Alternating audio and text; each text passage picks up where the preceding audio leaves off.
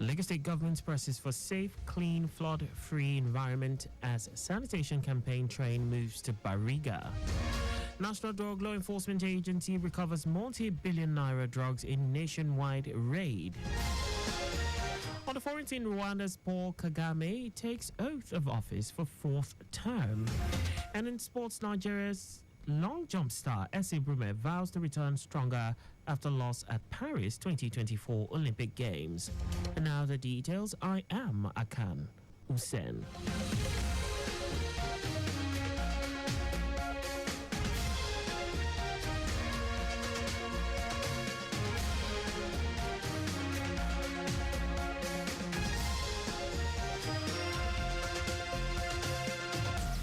Lagos State government has emphasized the importance of good sanitation practices amongst all residents in order to ensure a clean, flood-free, safe and sustainable environment across the state.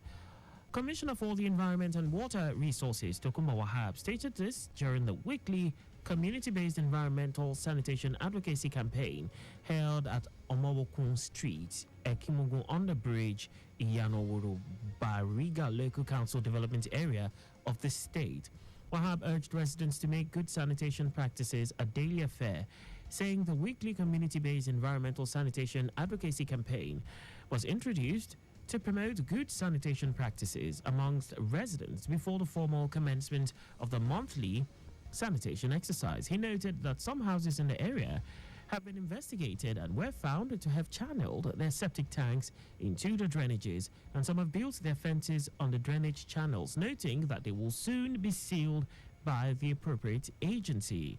On this part, Chairman of Bariga Local Council Development Area, Kolade Alabi, said Governor Sanwo-Olu commissioned the Ekimogun Road, but it was disheartening that the road is in a sorry state because of the unsanitary attitude of residents.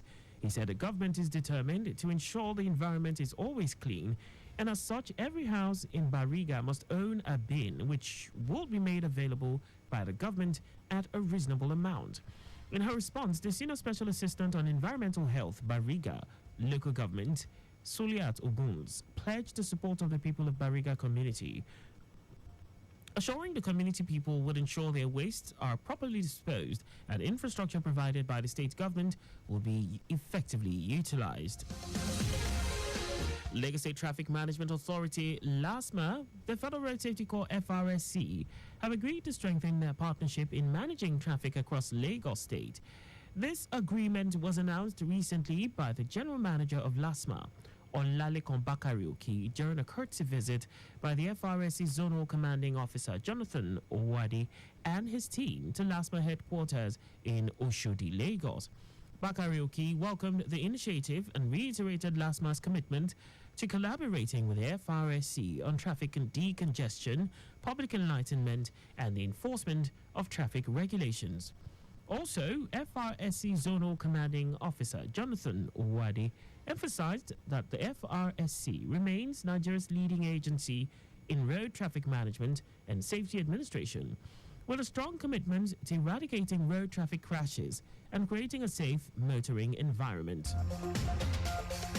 Lagos State government, through the Ministry of Tourism, Arts and Culture, joined others across the globe to commemorate World Indigenous Day with an event held at Freedom Park, Lagos. The event, which included a vibrant display of traditional music, cultural performances, and delicious local cuisine, was organized by the ministry to promote and protect the rights of indigenous peoples in Lagos and Nigeria at large.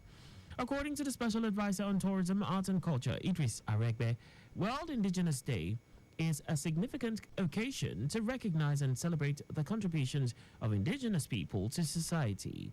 Idris Aregbe also appreciated the entire team of the Lateef Jakonde Leadership Academy, LJLA, for their contribution and support in a collaborative effort to ensure the success of the event. Permanent Secretary Olorun Toyin Atekoja, speaking in Yoruba, thanked all those present at the event and appreciated the Special Advisor for organizing such a magnificent event to commemorate World Indigenous Day.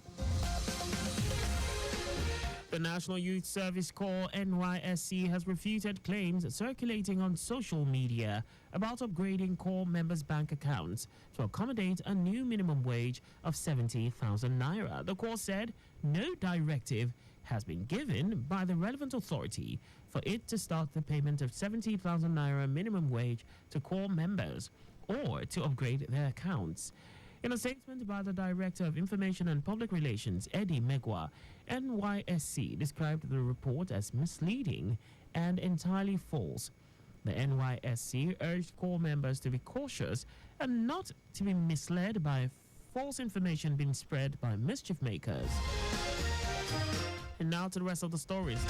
Multi-billion naira worth of cocaine concealed in heavy-duty automobile pivot shafts and Ghanaian fabric kente, among others, have been recovered in a nationwide intelligence-led operation by officers of the National Drug Law Enforcement Agency, NDLEA. Director Media and Advocacy Femi Babafemi said 2.32 kilograms of cocaine concealed in Ghanaian traditional kente materials going to the United Kingdom were intercepted at a courier firm in Lagos on Monday, 5th of August, 2024. Babafemi said 10.494 kilograms of same Class A drug buried in heavy-duty pivot shafts heading to the United States were recovered at the same logistics company after the NDLEA sniffer dogs fished out the automobile spare parts containing the illicit drugs. This brings the total weight of cocaine seized in the two shipments to 12.814 kilograms. Meanwhile, the command and formations of the agency across the country continued their war against drug abuse, WADA sensitization activities in schools, worship centers, workplaces, and communities, among others, in the past week. While commending the officers and men of the Special Operations Unit, Chairman, Chief Executive Officer of NDLEA, Mohammed Marwa, urged the officers and their compatriots across the country to continue with the current balanced approach to drug supply reduction and drug abuse. The Senate has denied allegations suggesting it is involved in determining its salaries or receiving special fiscal packages from the presidency. This claim, which reportedly emerged during a visit by members of the House of Representatives to former President Olusegun Obasanjo, has sparked widespread public debates. In a statement released by Senate spokesman Yemi Adaramudu in Abuja, the Senate described the allegations as an attempt to crucify the legislature by the centurions of political hypocrisy. Adaramudu stressed that no senator has received any financial patronage from the presidency. He clarified that the constituency projects often linked to the legislature are merely suggested and nominated by senators following practices common in other democracies worldwide. Adaramudu stressed that the Senate only receives the salary allocated to it by the Revenue Mobilization Fiscal Allocation Commission in strict accordance with constitutional provisions. And now to foreign news. Rwanda's all-powerful president, Paul Kagame, has been sworn in for a fourth term after sweeping to victory in elections last month with more than 99% of the votes. Several dozen heads of states and other dignitaries from African nations joined the inauguration ceremony at the 45,000-seat stadium in Kigali, where crowds had started gathering from early morning. Kagame took the oath of office before Chief Justice Faustin Ntezenlayo, pledging to preserve peace, national sovereignty, and consolidate national unity. The outcome of the July 15 poll was never in doubt for the iron-fisted Kagame, who has ruled a small African nation since the 1994 genocide as de facto leader and then president. According to the National Electoral Commission, Kagame won 99.18% of ballots to secure another 5 years in power. Rights activists say the 66-year-old's overwhelming victory was a stark reminder of the lack of democracy in Rwanda. Only 2 candidates were authorized to run against him out of 8 applicants, with several prominent critics banned. And now sports.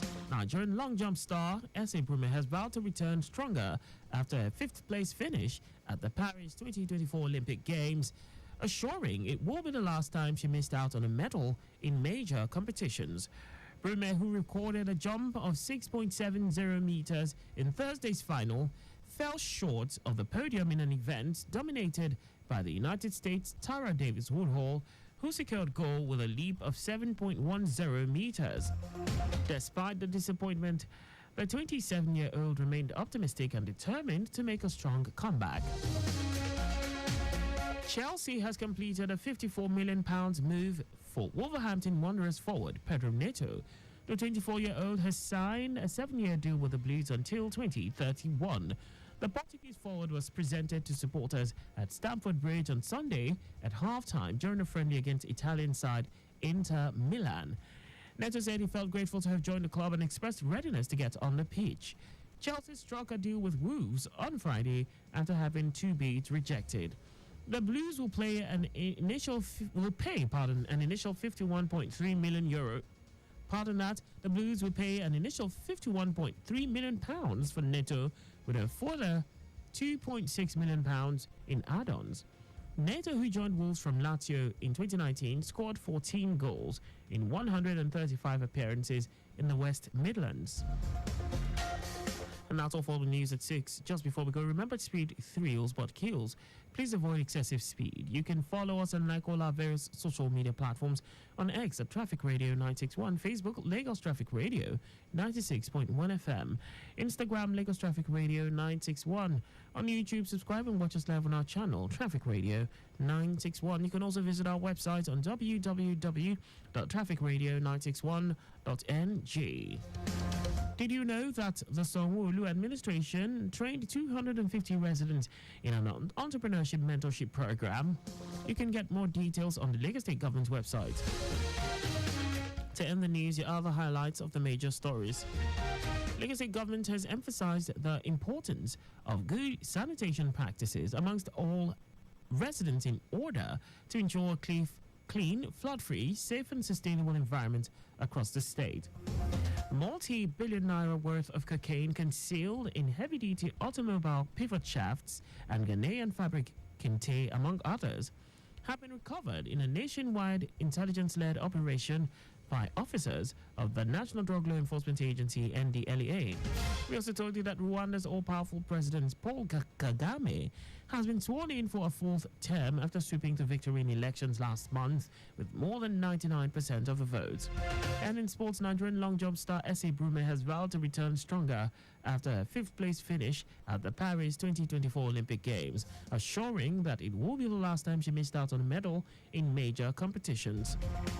For contact with the newsroom, please send a message to info@trafficradio961.ng.